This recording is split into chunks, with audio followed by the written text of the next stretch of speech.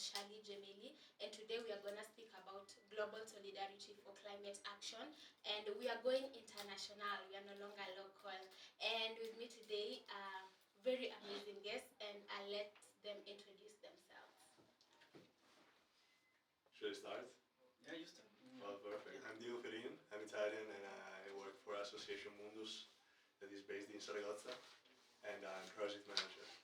Thank you, and thank you for this opportunity.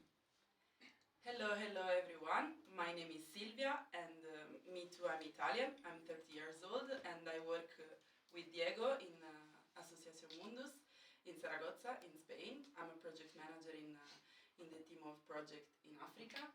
Thanks a lot for this opportunity. Hello everyone. My name is Abdelaziz Bousla. I'm Tunisian, and I'm working for the European Association for Local Democracy, ALDA, which is a French-based NGO. Thank you very much, Shirley, for the introduction. I'm really happy to be part of this podcast. I know that it's well listened. I mean, a lot of people listen to this podcast in Kenya and like you said, international. So thanks a lot for the invitation, and looking forward to it. Amazing, because when we come together, great things happen. You're gonna witness this. So, Abdelaziz, when we say global solidarity for climate action, how does that look like in our day-to-day life? Yeah, I mean, I think I would say that it means that we try to gather the maximum of people that are sensitive to the question of climate change, that think about climate change in each and every step they make, and also proactive people that can look to do the necessary advocacy, the necessary campaigns to make more and more spreading the network of people interested in taking care of the environment. Okay. So when you say you've spoken on advocacy, so how does ALDA support communities? Mm-hmm. Yeah. I mean, through our several projects, actually, we do. It depends on the types of the projects, but what we are specialized in a supplementing scheme. So what we usually do is we give grants. Actually, we take the grants from the EU, depending on the project that we have, and then we try to divide these grants in specific regions, in specific countries, with local-based NGOs. So grassroots NGOs work on specific also topics like participation of youth in democracy, participation of youth in the protection of the environment, such as and also we write a lot of Erasmus Plus projects. Like the YCAN project for which we are here today in Kenya for this kick-off meeting this week, and through the YCAN, it's a different type of support. It's our part of the job is actually the communication. So our job is to create advocacy campaigns, to do the necessary promotion and advertisement concerning the project, and not just the project for the project, but for the topic itself, for the subject itself of climate change, of environment protection. Actually, not with a specific point of view, but from different points of view. Like the project also gathers six countries. 3 from Europe and 3 from Sub-Saharan Africa, and I will let my friends in charge, leaders of the project, talk more about it. Yeah, sure. So when it comes to the specific role of this project in the topic of climate action, I think that this project was very important to bring the climate change awareness in the local community by involving the youth. And also, thanks to the activities, the meetings, and the sharing of knowledge with the partners, we discovered different type of methods that will be very useful to involve the youth and the community when it comes to the topic of climate change. So without using one single approach, and I think that this is also something that in Mundus we are very used to, because we work, it's been 6 years now that we work in African countries, mainly Sub-Saharan Africa, but also North Africa, and what we avoid always is trying to impose one approach. Our idea of working with other countries, other continents, etc., is to like actually sharing a perspective and using a participatory approach. So even when it comes to a topic like that, youth and climate action, we want to like collaborate by sharing a dialogue and yes, I think. Amazing. So aside from YCAN, which is Youth Climate Action Network, how else does Mundus support communities when it comes to climate action? I think that probably the main source of like supporting youth for Mundus when it comes to climate action are like cross-border projects, because it's our like main topic of expertise. So we do both projects that are like in the field of like for simply for the youth, and other type of projects that are, for example, related to trainings. So we work a lot with the vet, with like yes, professional trainings, and we did a lot of like training related to environment, climate actions. So I think that our main thing is like either organizing youth mobilities that involve these topics.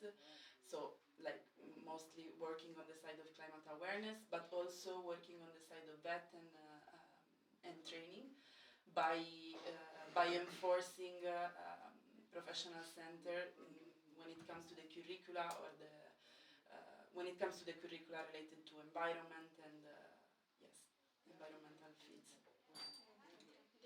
I will be shorter. I will be really shorter. So when we talk about global solidarity for climate action, I will attach my intervention to what Silvia said. The keywords is clearly cross-border cooperation. Okay, so not just one view, but cooperate better through like through project, of course. So we are talking about financial transfers, because to implement projects, locally, we need like also financial resources, technology diffusions, of course, and capacity building mechanism. That is basically what Abdelaziz and Silvia just explained, that we take like a grant from European Union that is really attached to this thematic through all the policies that we have now. The Green Deal, unfortunately, is going a bit down, but the Green Deal is still active. So, and the von der Leyen got confirmed, so the Green Deal should go on, and funds for the climate change action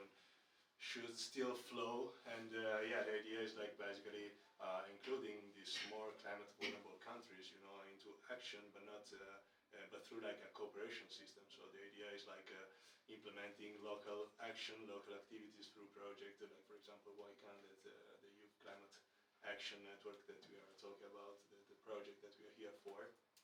And the idea is like adapting this transfer of technologies, transfer of knowledge, but adapting and cooperating, and through the cooperation adapting to the local local territories. And Mundus, of course, is specialized in this kind of project, mostly in training and education. Even if our core activities is mobilities, but we are mostly specialized also in this kind of capacity building, cross-border cooperation, and that's why we are actually here, and that's why YCAN got approved. You can. Okay. So Diego, you've mentioned local action. I'm just curious, how do local governments support these global initiatives? When we talk about local level, I don't really like about talking local government. I prefer like talk about like local communities, local community organization. And that's a really interesting question, because we had like a really amazing discussion, debate yesterday, triggered by our workshop that we did in the role of youth workers and etc. That's basically the topic of this project, and we came out with the idea that it's for sure the biggest revolution in terms of climate change is like implementing, living, like shifting paradigms from like big cities, big communities into smaller communities, and living like how can I say, like in a value chain, okay, in a shorter value chain, as close as possible to kilometer zero. Of course, surge have a lot of doubts if it can work properly, this system, or this new system, this new approach of living the society, so that there is more communities, self-efficient communities. But at the end of the day, in terms of impact for climate change, it's for sure, and of course, it means also adapting of what the territories, what the soil, the people in that local place wants and needs. Okay, it's difficult, but it for sure can be like the best approach to defeat, to mitigate climate change impact locally. And of course, local organization must promote this type of new vision of livelihood. Oh, okay. So basically you're saying we must start with the community first, then now they'll bring the change, right? Correct. Okay. So And sorry to interrupt you, but I just want to clarify why I prefer like talk about organization that works locally instead of like local governments, because they're not really. Unfortunately, at the government level, there is like structural gaps, between like I want to mitigate climate change impact, at the same time I want to feed capitalism, feed, like I want to grow GDP. So that's why I prefer like talk about like social community instead of government and community. Abdulaziz, do you want to add something about local government? Yeah, I think I might add indeed, because I mean our ALDA's work is mainly through local authorities. Then we call them local governments, municipalities, whatever. But for us, and through, like I said, for example, the White Civic Engagement Project is one of the other projects that we are implementing in Sub-Saharan Africa. We are giving grants to associations to implement projects at the local level, and we highly encourage and we recommend that all the project is done, co-designed and implemented with local authorities. Actually, why we are doing this, and the project is actually about the participation of youth in the public life, participation of youth in politics, whatever, it depends on the context in which we are working. But the idea is that we are looking for local democratic resilience, and we are not looking for a regime change or whatsoever. So what we are working on is to make people at the local level work together. So we want youth at the local level go to the municipality, to the local authorities, to the municipal council, whatever, know how this municipal council is working, the constraints that this municipal council has, and then try to bring solutions, try to be part of also the solutions, not only just suggest the solution and that's all, but be part of the solutions, be part of the implementation, of the control, of the like watchdogs, if we might say, and others. And at the same time, when we bring these youth to local authorities, it gives the opportunity to municipal council members to see how youth is thinking, what are the new tools that youth are working with. For example, sometimes we find out that local councils are doing the promotions, advertisement, spreading the information in websites. But we also know that youth is not anymore on the websites, it's more on TikTok, Instagram, Facebook, all these social media apps, and the youth council should be able also to work with it. Just an example, but of course it's also available for the methods of work, for the tools of work, for the methodologies that we are trying to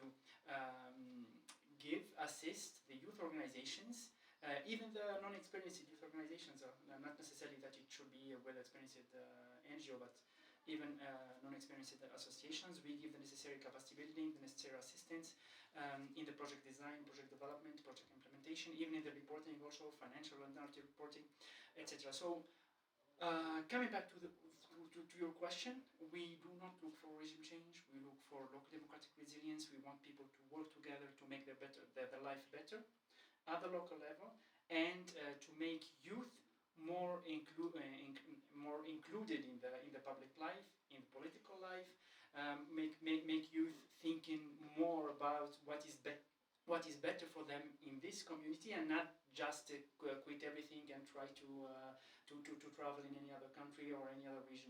So we think that the start of every work that should be done with a good basis, it should start at the local level. Even if you want to change something at the national level, at the parliament, in the law, for example, that it should be voted by a parliament, I think that you should always start by the at the local level.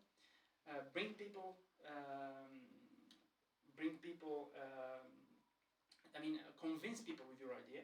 Bring people with you in the the same network, in the same consortium, and from this everything should start. So we give too much importance at the local level, local authorities, local governments, municipalities, local communities, and we think that I mean, in our vision of this thing, we always start from that. I'm curious. Have you ever worked with organizations which are in countries where there is civil unrest? Yeah, but I mean, there is, because I mean, it's 21 different sub-Saharan countries, and for sure we were working in places that they might face arrest, like you said, etc.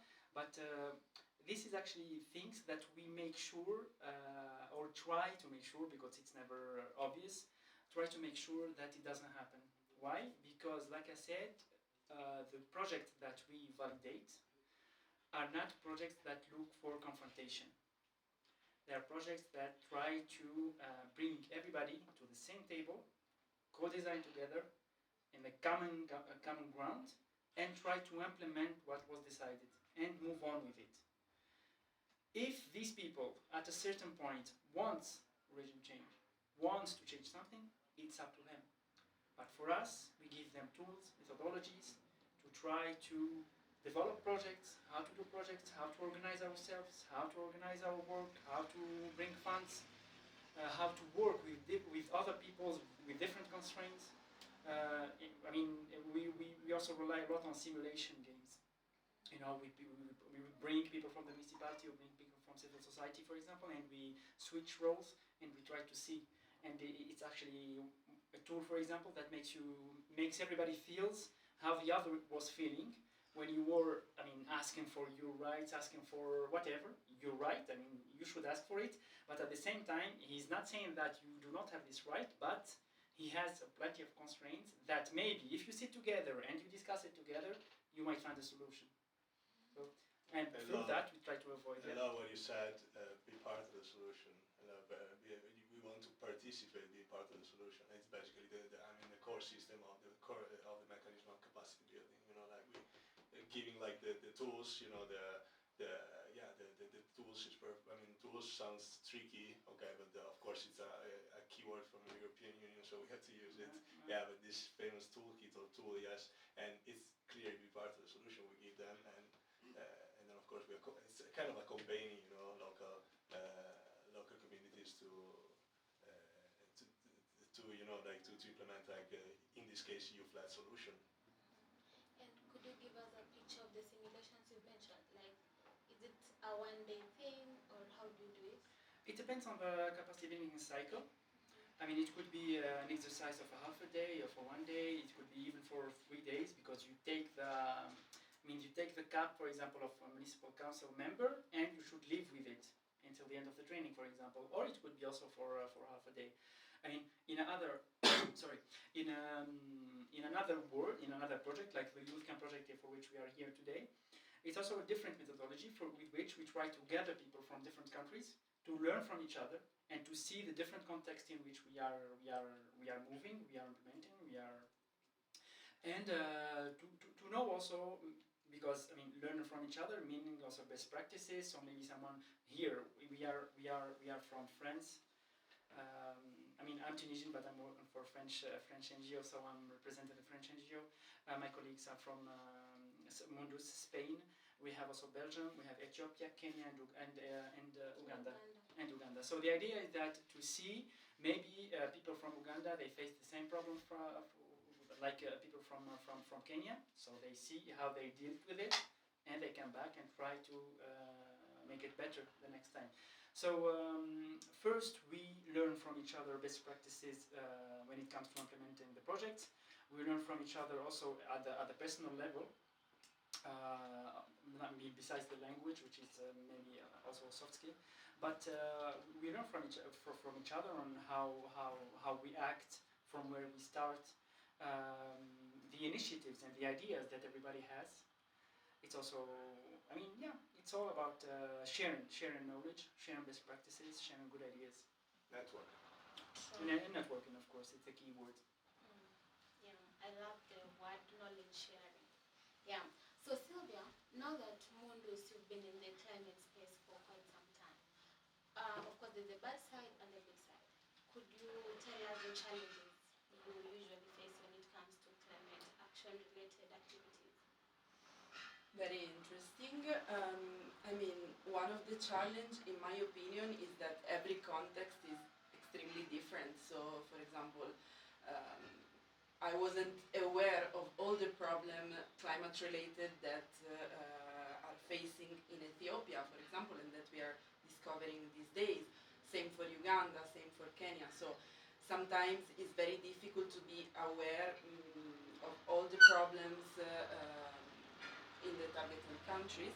So this is one of the challenge. Another challenge is of course the fact that unfortunately the impact is limited to what we can do with a small project, but I mean the biggest impact would be done by a change of like policy, but I mean it's not a matter of African countries, it's like a global problem. So this is, in my opinion, these are the biggest challenge. So the first one is that it's impossible to be aware of all the problems of the other context in a very complete way.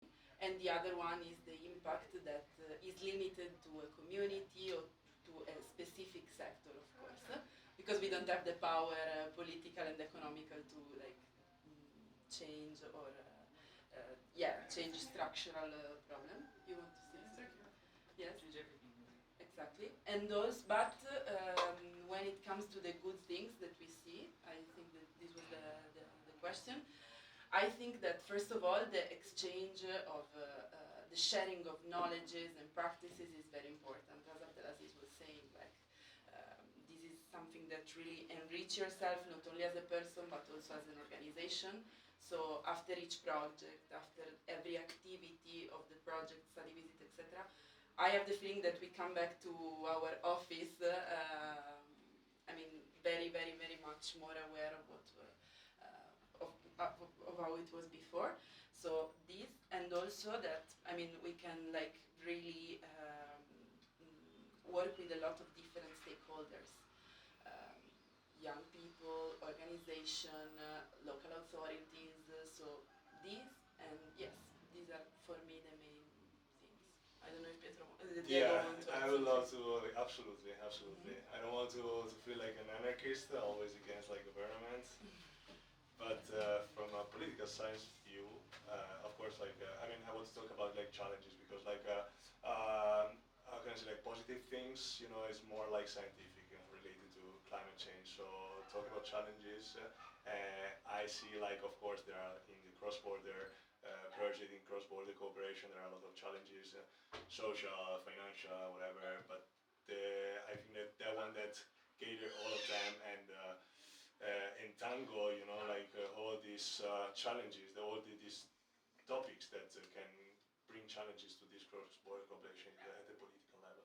Okay, and it's a weak problem, climate change, because create a structural tension between, like, you know, like what how is the structure of a state, a nation state, okay, and their sovereignty. While the problem is global, but political authority is the main actor, okay, to address like climate change impact. And here comes like the obstacles. First of all, the asymmetry of national interest. If we think about a state, as we discussed last day, and I received like bad, you know, feedback from my partners, you know, but it's something that to have a big picture about the project, you have also to talk about, you have to talk to European Union, you know, also in terms of like how can I say, like the parameters that they know they usually use to get approved a project. But the structural problem, I mean, like this asymmetry in national interest is that the climate change and action against the impact, you know, the action that can mitigate climate change go against the economic. Okay, it's an economical issue for governments. So there is this asymmetry, you know, what a state, you know, wants for in terms of like GDP, for example, okay, increasing, you know, their economy and what they can do, you know, in terms of like climate action. Even if there are a lot of waves lately that they believe that climate change action can bring like new type of works, you know, and with a new type of incomes, but a lot of people are really skeptical about that. And then there is, of course, like the weaknesses of supranational governance that mostly of the soft law.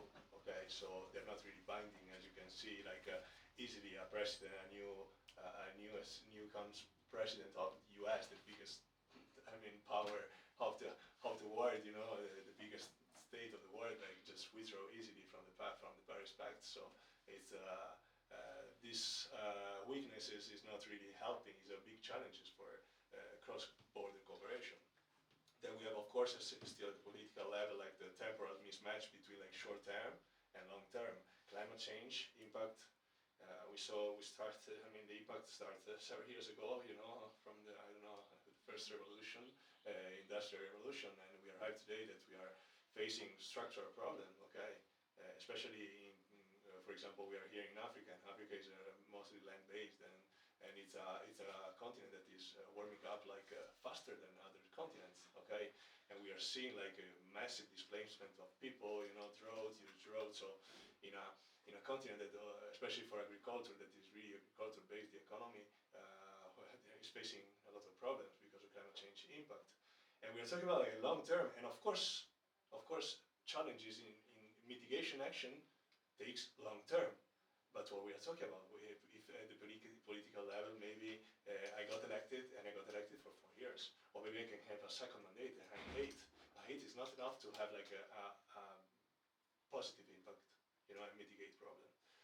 Finally, of course, the politicization, the polarism of climate change is something that, you know, like weakness the domestic consensus, okay, of the politicians. So that's why maybe it's not really a trend talking about climate change mitigation action. And so just to conclude, to overcome all these challenges, we can actually talk as actually is the principle of the YCAN project. We have to improve the multi-level governance. The multi-level governance is a concept that in Europe, for example, European Union works. Saying that works properly, no, but the intention there is, and the idea of like receiving like action bottom up, this famous bottom up action that is actually the core of YCAN, because we want to structure e-learning, toolkit, okay, etc. Basically the capacity building phase of the project based on a bottom up methodology. And this is it's challenging, but increasing like this, I can say politician methods, you know, these governance methods, the multi-level will be like for sure helping the climate change challenges, to overcome the climate change challenges. Amazing, that's a bit comprehensive. Abdulaziz, you want to add something on the barriers we face in the climate space? Barriers. Actually, the one thing that I wanted to add to what Diego said, I think he summarized practically everything in his intervention. I think maybe also for youth, when they hear about climate change, sometimes they feel that it's a trend. Now we are talking about climate change because there is a COP, I don't know what, and in this specific place, maybe because there is funds related to climate change, etc. And in the end, they might say, it's a problem of big companies, big factories, but not ours. And then we are also trying to create climate change leaders. And I think that each one of us should be a climate change leader. It doesn't mean that there is someone who's leading the process and you are following. But in the end, I think it's a question of values. It's not who is doing the harm. Everybody should not be doing the harm for the nature, for the environment. And not only this, everybody should be proactive and asking anybody else who's doing the harm to stop it and to move towards. So, in my opinion, I didn't want that we finalize the podcast without talking about values, especially. I think it's a matter of value, first of all, because if everybody has a certain number of values, a proper behavior, he will just change his behavior towards environment, for example, towards rights, towards what he should do, what he shouldn't do, towards his political participation, his public participation. the right of the right of my neighbor, the right of my other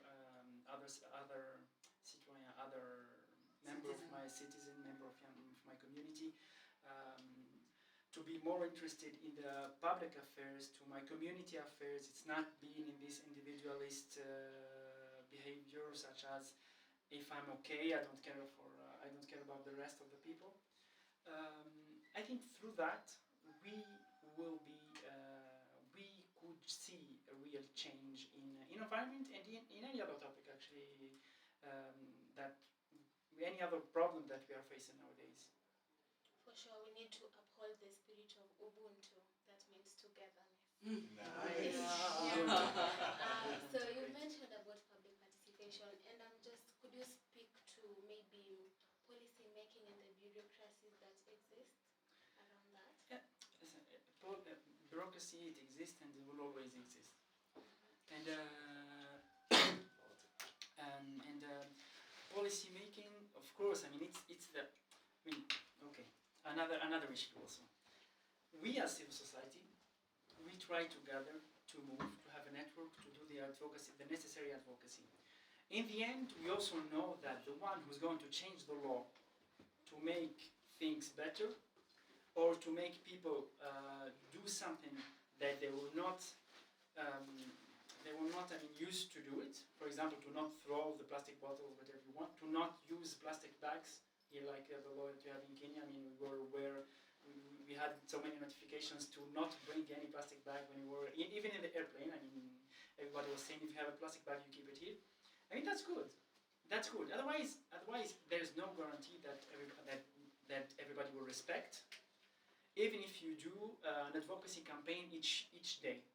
So I think that, of course, advocacy campaigns should target citizens, but also and first the political decision makers, or even if not political, but decision makers, because it's up to them to change these things. We also talked yesterday. We had a really nice intervention, good intervention from let me remember the expert. She's actually a client expert, and she gave us.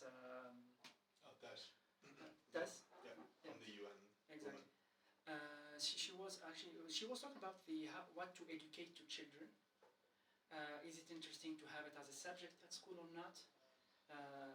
Should we educate children the issues about climate change or not, etc. And why if yes, why if not, etc. I mean, I think it was a really nice discussion between all of us, because we had plenty of views on it, and we think that, of course, advocacy campaigns towards political decision makers, this is a step. Teaching these things, and maybe not climate change per se, but values to kids in schools, including maybe environment issues, like a transversal thing, not only in one specific subject. It's also interesting. So these people, they might be sensitive to the subject, and after one generation, maybe 2 generations, they might be in decision-making places, and they will take the good decisions for it, because in the end, it will be them and nobody except them. And I hope that they can manage to step out of the pressure of the big companies, of this capitalism world in which we are, a capitalist world in which we are working in and living in. And I think that's the biggest harm of, he's doing the biggest harm for the environment. So looking forward to it, and still working for it. 2 points. Yeah, 2 points. Sorry, go. Can I go? Yeah, 2 points. Well, first of all, thank you to underline that we are clearly targeting young people, because they are clearly linked to the sustainability. So amazing what you said, that maybe they will be like the future political class, and this is completely linked to the sustainability of the society. They will maybe act politically. And the second point, what I understood is really nice that you said, and I'm sorry to act always the part of the anarchist that is against it. No, I'm not against the government, but the point is that what you said, clearly, everybody has to be a leader, a climate change leader, a climate change positive impact, an environmental leader, supporter, because we don't have even if we have a law that you have to don't trash, you don't have to throw trash on the street, but you have to use a dedicated bin. We don't have, even if we go like we act at political level, we don't have law enforcement to check and to make like penalty to all the people that are not like they're not throwing the trash in a dedicated trash bin. Okay, that's why for me we have to go a bit farther than talk about the political level. I just wanted to add one thing. I agree with both Abdelaziz and Diego, but what I would like to add related to the fact that, to the conversation that we had yesterday. So whether it's better to insert a curricula related to environment and climate change in the school, or whether not, how we educate and we make awareness with the young people. I think that no matter how, but the very important thing is that we need to teach, and since we're our young people are children, that this is a man-made problem. What Abdelaziz was saying. So overconsumption, prioritizing the big companies, destroying the nature is a man-made problem, and since the heart is our home, it's up to. We need to understand how to treat her, let's say, and yes. So the very important thing is that is a man-made problems for me.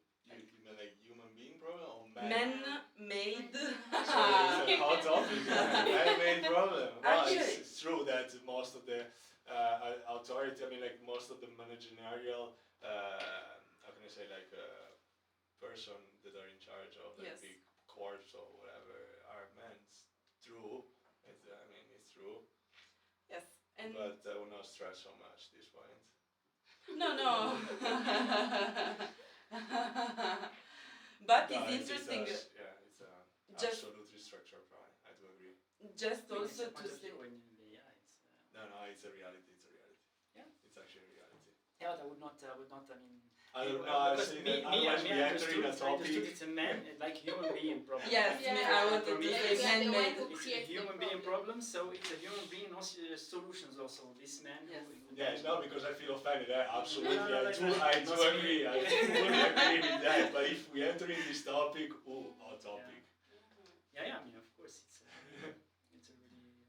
I'll let you continue. No, and related to this, I will not go through this to the relation, the link, let's say, between discrimination, violation of human rights and climate change. But another thing that is very important is that climate change is also related to other type of problems. So we should teach also to the young people. We should make them aware of the fact of the intersectionality of this problem. So, for example, what we were saying these days, climate change affects more the communities that are already poor, that are already discriminated, that lives in area that suffer more for desertification and so on. So this is very important. So link climate change to other problems because it is a fact, and not treat it like it's very very isolated topic, because it's not like that. So by solving, let's say,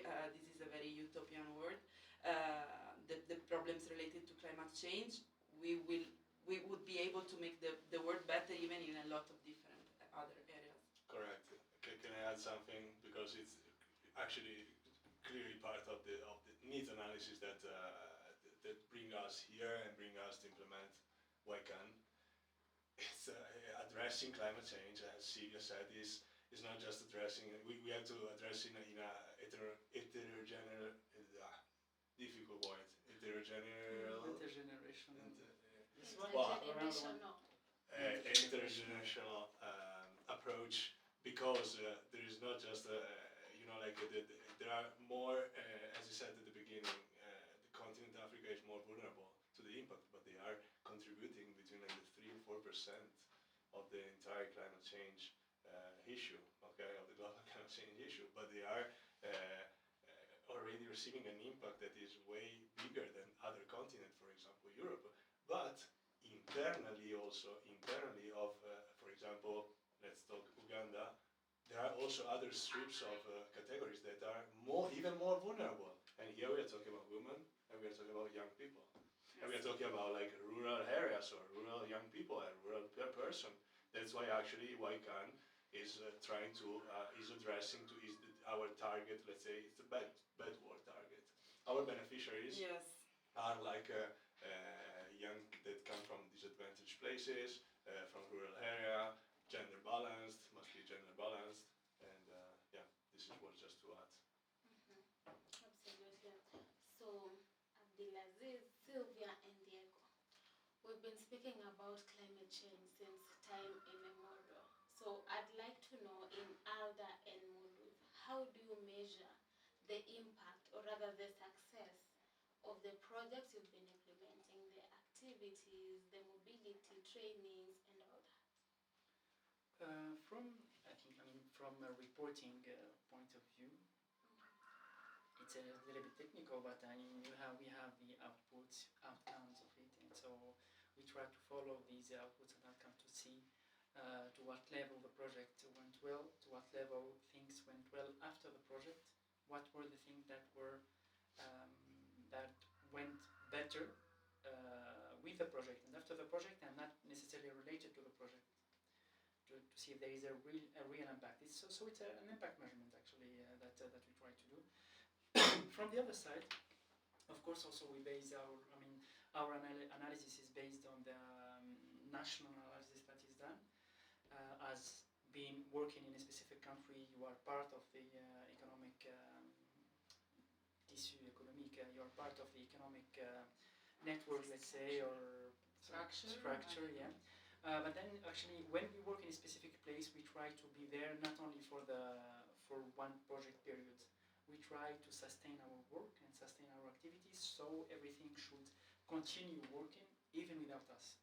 In the end, the idea of a project in the civil society sector, at least that's what I believe, is that you are here to provide assistance, to provide help, to provide knowledge, to provide best practices, methodologies, tools, whatever. But then the idea is that once you finish your work, the success of your project is what is left. What is left without your intervention. So you're gone, you have a project, 1 year, 2 years, 3 years, you did the project, now you're gone. If everything stopped, it was a failure, I would say. If things continue to continue to work, if you see that plenty of other things started to work based on this, and so you see more initiatives based on what you did, which started and wanted to continue work because they think and they saw and they believe that this is the correct way to deal with it, so they continue working with it. I mean, this is the real success that for us, this should be the real success. Sustainability is, it's also a big thing in any project proposal, how to sustain your work. So these punctual activities that come just to do a specific thing and go, instant activities. We are not in favor of this. We look always to provide projects and activities that could bring more initiatives later on and keep people working with the tools, the methodology that I said in the beginning of my intervention that we try to provide. And this is not also to say that we are always the ones that are teaching. No. We work in partnership with local organizations, and in the end, they are them who give us the proper analysis of the context, because they are the people who are living there. They know how things will happen after the project, before the project. If they felt a change, if they felt that an improvement. So we keep the discussion open with them. We keep the communication open with them. We try always to work with our partners in the regions and to look for other partners. We also don't work a lot in the capital, so we try to go a little bit to marginalized communities, grassroots organizations, to look for, that's why I said in the White Engagement Project, for example, we do not have this criteria that you should have 1 year experience or 2 years experience. You could have just started now, and we will deliver the necessary, saying that we will deliver the necessary tools and methodologies adapted to your context, but who's going to tell us about the context is you. and we believe more people on the ground telling us about the context than the national experts or political experts telling us about what is happening in this country. Should I reply? Yes. Up to you. Okay. Well, I think Abdelaziz is actually, Yes. I liked most of the point, but from the point of Mundus, of course, at the report level, we have like KPIs, I mean, that we have to address to the European Union, so the quality and how we measure basically did you ask the impact? Yes. Success. Yeah, success better, yeah. Yeah, the success is mostly based at the report level about like KPIs. Okay, so the mobility we have to target, for example, we have to train like 3 youth workers for each organization. We have to train like 3 young people with 3 organizations. We have to at least have like a mobility of 3 young people from Ethiopia, 3 are from Uganda, 3 from there, 3 from there, with different profile, as I highlighted before. But exactly, there is like a deeper point of view that, in the end, it's not more important, but for sure it has like a 50-50. If you have to put in the balance, it's actually the sustainability of what we're going to do. So basically, how can like these tools, this like this capacity, this empowerment that we're trying to co-create with the entities that we are working with, working for, brings to sustainable solutions, sustainable activity. So if a project length like 3 years, but after 3 years we don't have any action, concrete action, or better, we have the concrete action that maybe we implement like 3 of our wish list of 3 climate action mitigation, climate change mitigation actions. We implemented just because of the project, but after these 3 years we are not going on with this activity. It's a kind of failure. If I come back here in Kenya saying like that there is like a forest after 10 years because the action that we wanted to implement because of the project was like planting trees in a bad school, for example, and I came after 10 years, there is a forest. Oh, this is a best way to size the success of a project. Probably another thing, because Diego mentioned the indicators. Thank you, Diego. Of course, this is a very important thing because, I mean, we need to be technical. But I think that the key is to use quantitative and also qualitative indicators. This means like we don't have only to focus on measurable data or number, but also we need to like, mostly while we do the activity, we need to kind of understand the perception and the quality of the change. So that's why it's important for me, and this is something that in Mundus we try to do always.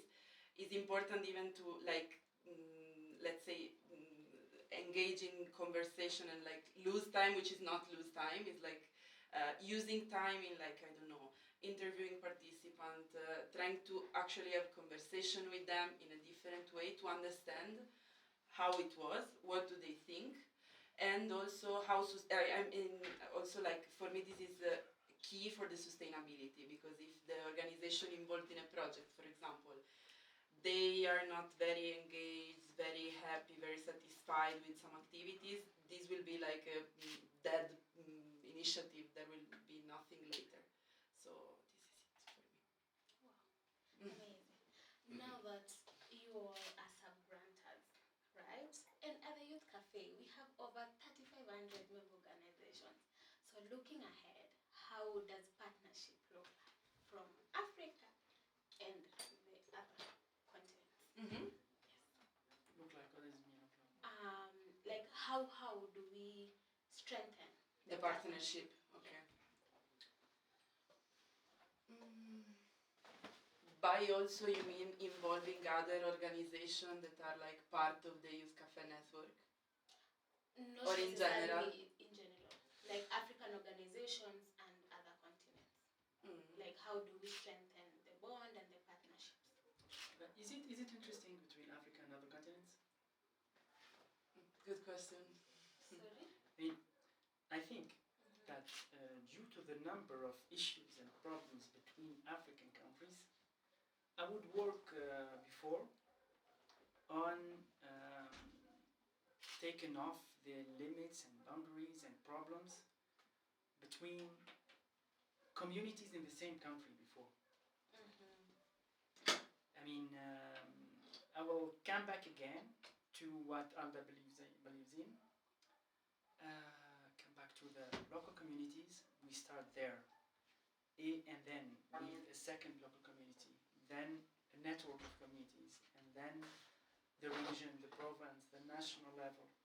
If everybody is already is full of these principles, of these values, to work together because we have a common interest, everybody will go for it, and we will see the real change. So I think that there is real more, interest and a common interest between African countries themselves to make all the African country, or the African continent, a better world that doesn't depend on any other intervention, Western intervention. I think there is a huge potential in Africa for it. They have the necessary tools, they have the necessary resources.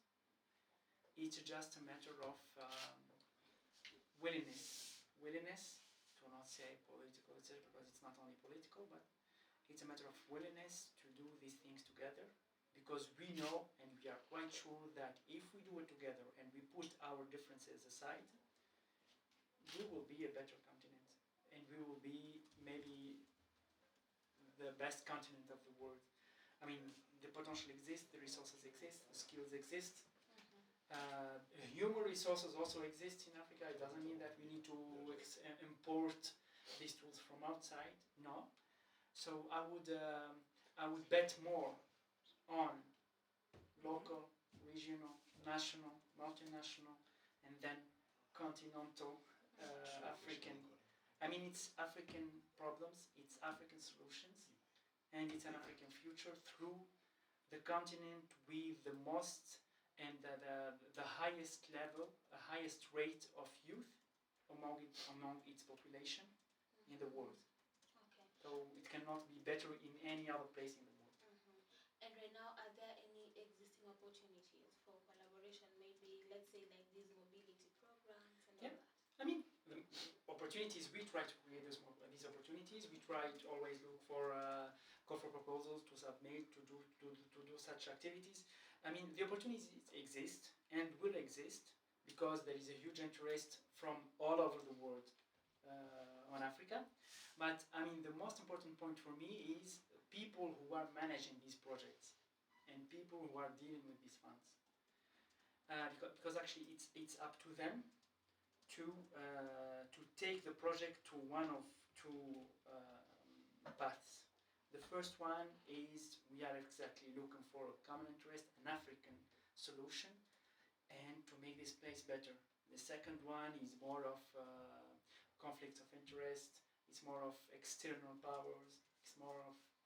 So I would stick to the first one, because I believe that there is plenty of people that can do this, starting from our partners and legal partner Mundus, and to all the partners of YCAN project, and this is, I think, the philosophy that we believe in. Wow. And are there mentorship sessions in ALDA? Like, let's say, for example, I'm a beginner, I'm so green in the field. Yeah. Is there a way you can train them on proposal writing? Yeah. I mean, we do it. We do it if you want to be an intern, for example, in ALDA. It depends on what is the process in which you want to be in ALDA, but through this project or through the White Civic Engagement project, that was the case. This is the first thing that we did, actually. With White Civic Engagement project, it was maybe 50 organizations that benefited from in 21 different sub-Saharan African countries, benefited from different training sessions, also on project development, reporting, KPIs, log frames, all these logical frameworks, etc. So I mean, you know what? Even at this point, if we stopped at this point, we will feel the success, because we know that by ending this cycle of capacity building, so they had plenty of sessions of trainings, but after that they had also coaching to be sure that the project that they are writing, they respect what they learned in the capacity building process. So by the end of all of this process, when they started the implementation of the project, they received capacity building, they wrote a first draft of the project, they had coaching to change or coordinate and respect what they learned, and then they started the implementation of it. See, it's a whole parcours, it's a whole process. And by the end of the experience, they find themselves, I mean, they don't need ALDA anymore. They just know how to write, how to put the KPIs, etc., how to discuss with also funders. I mean, we were the funder, let's say, at that point, and then they can start with any other funder, any other organization, or they can also start with this social entrepreneurship. I mean, they look for their autonomy, so they create something with which they look for their financial autonomy to do their own project. Oh, wow, I was actually asking because there's this story we were being told of a local organization. They wrote a project, they got the funding, and then they withdrew all the money. Now they didn't have any receipts during financial reporting. Yeah, so it's good to mentor them, especially people who have no idea or clue about. This is actually, it depends on the how you give the money. So this is another point, which is a risk for us, of course, and we take this risk. And for that, we do not for it just, I mean, for everybody and for everybody listening, we do not give the grants, all the grant at once. We give it on different installments, and in each installment we need, I mean, the organization, the beneficiary organization should provide some documents, financial report, etc., and the narrative report. When we see that the activities are moving, that they did with this money, we move to the second, and then we go to the third, or the final one. We leave, of course, a simple amount for the final one. Once they give all the documents, they filled all the reports, everything was set up properly, we send them the final funds. Oh, wow. So there is a structure behind it. Of course, there is always the risk of someone taking a fund and then disappearing, but we advocate actually for small funds in ALDA, because we think that it permits to go in places where other big funders cannot go, to work with new NGOs, to create new civic space in places where there is no NGOs, and to create networks and the civic space life in new places. I mean, it's like we are discovering, we are putting some, what you call this, lamp in these places where nobody worked before, or where there is no NGOs, no civil society space or life there. So everybody. Yeah, just to add something, it's actually a technique, it's actually a method that is also drawn by the fact that also European Union, when grant funds to our associations, they don't give us like, okay, you have a project of 500,000, okay, take this 500,000 and distribute it. No, based on, like same philosophy. Yeah, exactly, same philosophy, based on the fact that deliverables and reports have like a timeline. When you reach these like milestones, let's say of the timeline, then European Union give to you like a part of the grant. And when we are coordinator as well, we do the same. So we do like 20%, 20%, 20%, based of course on the work and the quality of the job. But then, of course, we cannot compare the reports that we are given to the EU to the reports that we are receiving from the sub-grantees. Because, I mean, the EU, they are the most difficult ones. I mean, they ask for all details. And sometimes, I mean, sometimes we feel that we just need someone sitting on a table for a year to just write this report. And we put a lot of effort and a lot of time on writing the reports, that we think also that it could be better that we put this time and this effort, or even half of it, in the implementation, in discussing with people, in the dynamization of the networks, etc., etc. But yeah, I mean, we are dealing with it, and this is how it is. It is what it is. Yeah. So as we conclude, what is one key message that you'd love our listeners to know about collective responsibility and solidarity?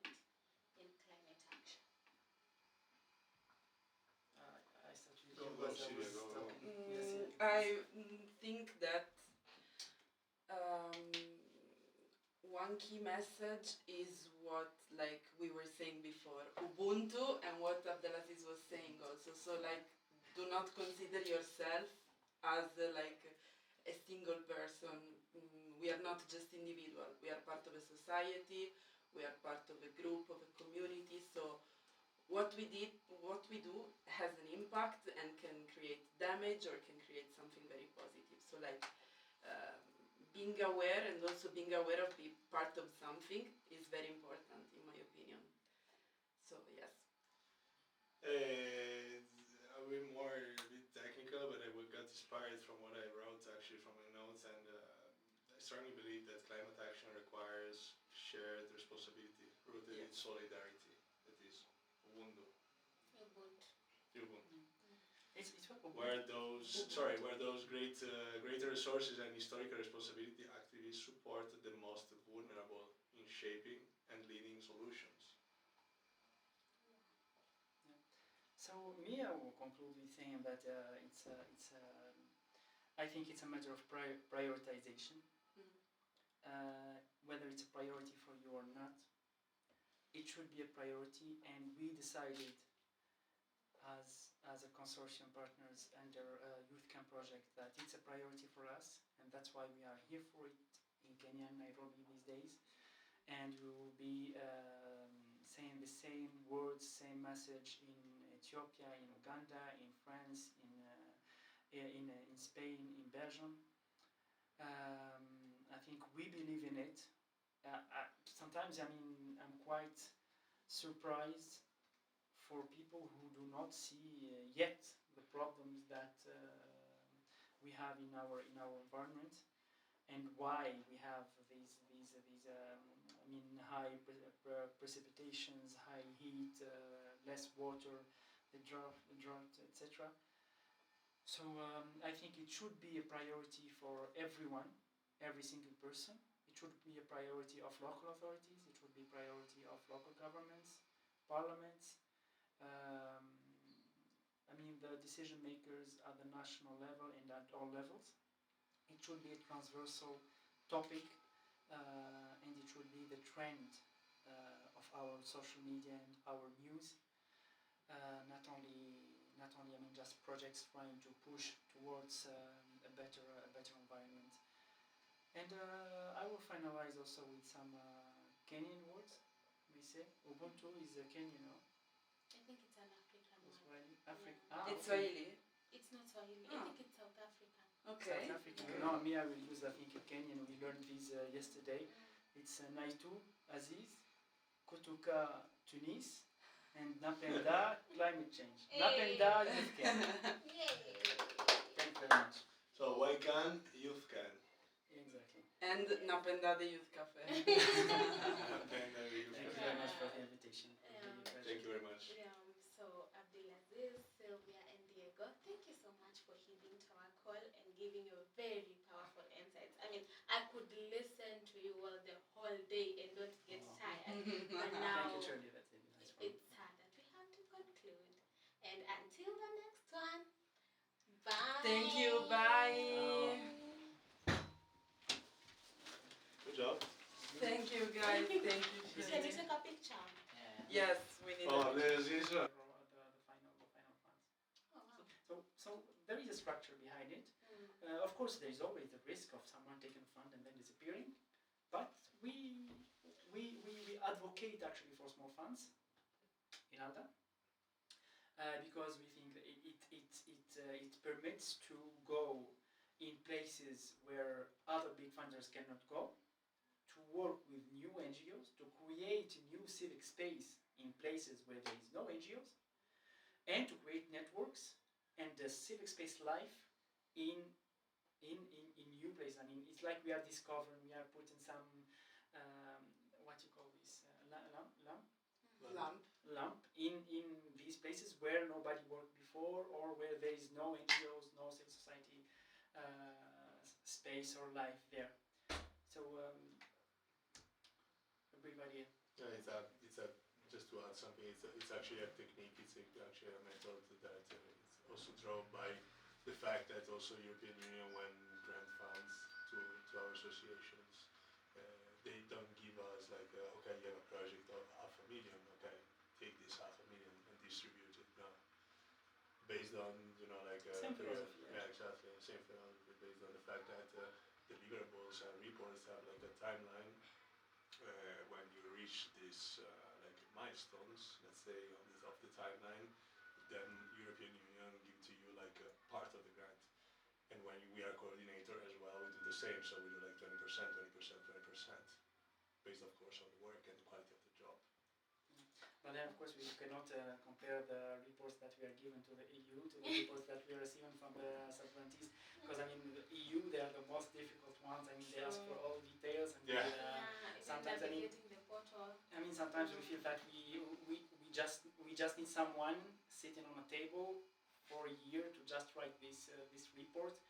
And we put a lot of effort and a lot of time on writing the reports that we think also that it could be better that we put this time and this effort, or even half of it, in the implementation, in discussing with people, in the dynamization of the networks, etc., etc.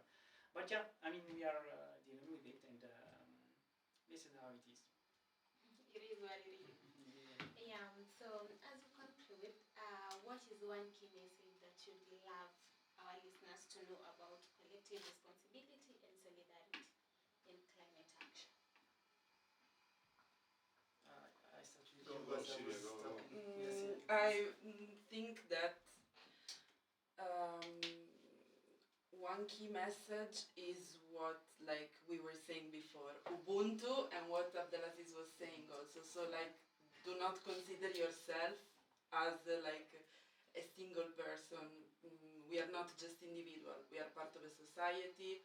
We are part of a group, of a community. So what we do has an impact and can create damage or can create something very positive. So like being aware and also being aware of being part of something is very important in my opinion. So yes. I'll be more a bit technical, but I got inspired from what I wrote actually from my notes, and I strongly believe that climate action requires shared responsibility rooted in solidarity. That is Ubuntu. Ubuntu. Where those greater resources and historical responsibility actively support the most vulnerable in shaping and leading solutions. So me, I will conclude with saying that I think it's a matter of prioritization. Whether it's a priority for you or not, it should be a priority, and we decided as a consortium partners under YCAN project that it's a priority for us, and that's why we are here for it in Kenya and Nairobi these days.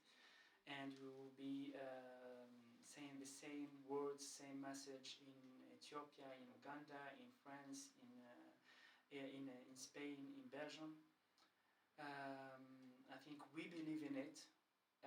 Sometimes, I mean, I'm quite surprised for people who do not see yet the problems that we have in our environment, and why we have these high precipitations, high heat, less water, the drought, etc. So I think it should be a priority for everyone, every single person. It should be a priority of local authorities. It should be a priority of local governments, parliaments. I mean, the decision makers at the national level and at all levels. It should be a transversal topic, and it should be the trend of our social media and our news. Not only I mean, just projects trying to push towards a better environment. And I will finalize also with some Kenyan words. We say Ubuntu is a Kenyan, no? I think it's an African one. Swahili? It's Swahili. It's not Swahili. I think it's South African. Okay. South African. No, me, I will use, I think, a Kenyan. We learned this yesterday. It's Naitu, Aziz, Kutuka, Tunis, and Napenda, climate change. Napenda, YCAN. Yay! Thank you very much. So YCAN, YCAN. Exactly. And Napenda the Youth Cafe. Thank you very much for the invitation. Thank you very much. So Abdulaziz, Sylvia, and Diego, thank you so much for heeding to our call and giving your very powerful insights. I mean, I could listen to you all the whole day and don't get tired. But now Thank you, Shirley. That's it. Nice one. it's sad that we have to conclude. And until the next one, bye. Thank you, bye. Good job. Thank you, guys. Thank you. Can you take a picture? Yeah. Yes, we need Oh, a there's this one.